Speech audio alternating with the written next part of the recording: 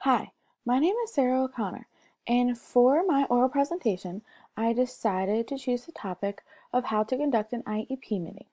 While watching this presentation, I hope you learn all about how an IEP meeting works and the amount of steps that go into one meeting. This is an outline of my presentation and the topics I plan to cover throughout this presentation.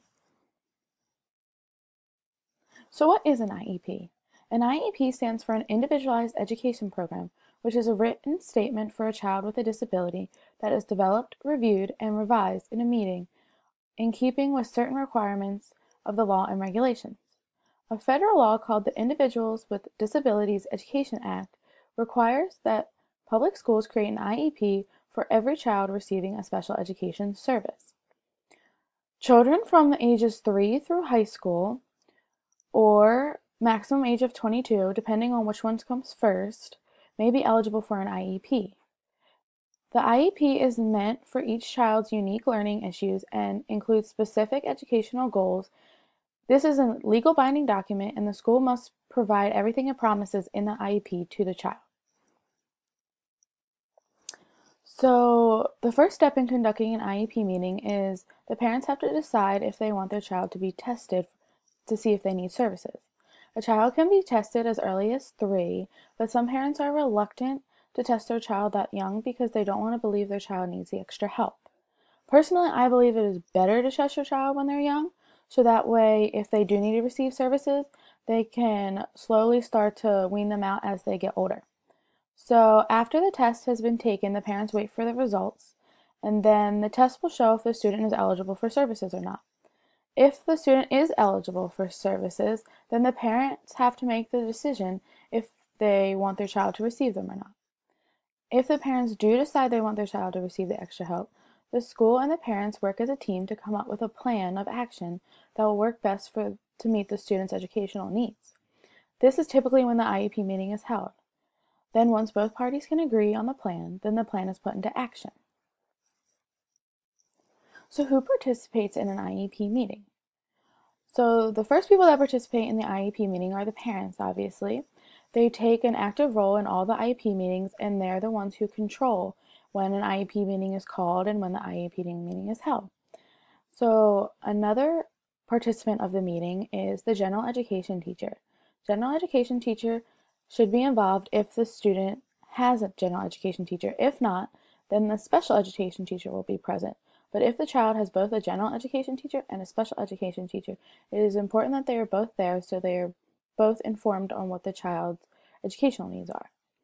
So after the special education teacher, a school district representative or administrator has to be present so they know the knowledge about the special education teacher and the general education teacher and what their plan is. And they also represent the school and how the school is representing the IEP in the child.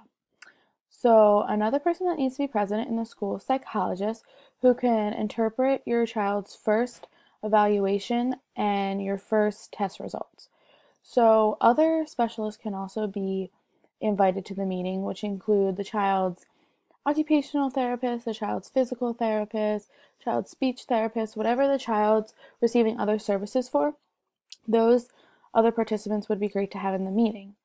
So the final participant would be your child, and the parents have the right to decide if they want their child present or not. Typically, parents don't have their students participate so young, but normally around the middle school age is when the parents typically invite their students to come to their IEP meeting. But by the age of 16, the child does have to participate in the IEP meeting. This is required so the student, if the student needs to have the IEP past high school graduation, it's called a transitional plan. So with the student present, they'll be able to decide what their transitional plan will be after high school. So you can also invite like the school nurse if need be, or your healthcare provider to the meeting. That would be a good idea if the student needs to see the nurse often and the nurse needs to be informed on what the IEP meeting is consisting of. So you can also invite a friend or an advocate to the meeting to advocate for the child's needs, and to also have an extra set of eyes and ears in the room. You just have to let the school know ahead of time if you're bringing any extra people to the meeting. So anyone who can't attend the meeting can also conference call or video chat as long as the team leader is informed of that ahead of time. So what is discussed in the IEP meeting? The IEP meeting should cover these key aspects, which is present level of performance, the annual goals, and the individualized support and services. So for the present level of performance, the team leader will write a statement about the child's current levels of academic and functional performances, such as social, behavioral, and motor skills, for example. And it would also consist of their goals. This is based on their test scores, how they're doing in the classroom, and the observations from you as a parent and your other team members. So another aspect that is covered is the annual goals. So the team reviews what progresses your child has made toward the goals they made in their last IEP meeting. Then together you develop new and revised goals for this coming year. It is important for annual goals to be specific and measurable for each child. So finally, the individualized supports and services will be the last aspect covered. So the team discusses how well your child's accommodations, modifications, and specialized instructions are working. Then you and your team update the supports and services to match your child's present level of performances and your new annual goals. All three of these aspects are key when discussing in an IEP meeting because all are so important for the child's educational needs. So wrapping up an IEP meeting and putting the plan into effect, the team leader will know any changes to the IEP and that team has agreed to do during the meeting. So then they'll become a new draft of the IEP meeting. So the parents have the option to take home the new IEP and revise it and think about it, and then they can sign it.